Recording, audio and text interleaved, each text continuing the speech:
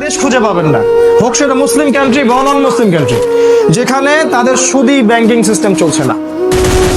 আপনাদেরকে মনে করিয়ে দেই, রাসূলুল্লাহ সাল্লাল্লাহু আলাইহি ওয়াসাল্লাম বলেছেন, যে ব্যক্তি সুদ খায় সে তার মায়ের সাথে জিনা করলো। এটা আপনার নবী বলেছেন, আপনার নবী, যাকে কবরে দেখানো হবে এবং আপনাকে প্রশ্ন উত্তর ফেস করতে হবে। নাকি হবে না ফেস করতে? নাকি মনে করছেন যে আপনার কবরে ট্রাম্প এসে আপনাকে বাঁচাবে, পুতিন এসে বাঁচাবে, বিশ্বের পরাশক্তিরা এসে বাঁচাবে, এই জাতিসংঘ এসে বাঁচাবে, ন্যাটো এসে বাঁচাবে? কি মনে করছেন আপনি? নাকি আপনার এমপি মন্ত্রীরা আপনাকে বাঁচাবে কবরে?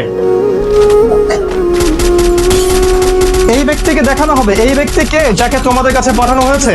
মান হাদার রাজুল বুইসা ফীকুম, আপনাকে বলতে হবে হাদা নবী সাল্লাল্লাহু আলাইহি ওয়াসাল্লাম। এটা কি আপনি বলতে পারবেন?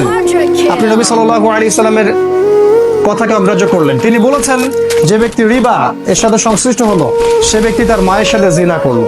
এটা সুদের সবচেয়ে নিম্ন স্তরের পাপ। সর্বোচ্চ পাপ আল্লাহ এবং তার রাসূলের সাথে যুদ্ধ করা। আল্লাহ এবং তার রাসূলের বিরুদ্ধে যুদ্ধ করে আপনি কবরে পার পাবেন মনে করছেন? এই পুরো পৃথিবীর প্রতিটা মানুষ যদি আল্লাহ এবং তার রাসূলের সাথে যুদ্ধ করে, আল্লাহ পাক প্রত্যেকটা মানুষকে জাহান্নামে দিতে পারেন। আল্লাহ পাকের কোনো পরোয়া নাই। এই পৃথিবীর প্রত্যেকটা মানুষ যদি আল্লাহ এবং তার রাসূলের বিরুদ্ধে চলে যায়, প্রত্যেকটা মানুষকে আল্লাহ পাক জাহান্নামে পাঠাবেন, কোনো সন্দেহ নাই। কাউকে ছাড় দিবেন আল্লাহ পাক। আল্লাহর কিছুই যায় আসে না। দুনিয়ার মূল্য আল্লাহর কাছে একটা মাছির ডানার মতো না। পুরা দুনিয়াকে তুলে আল্লাহ পাক জাহান্নামে দিতে পারেন যদি দুনিয়া আল্লাহর বিরুদ্ধে চলে যায়।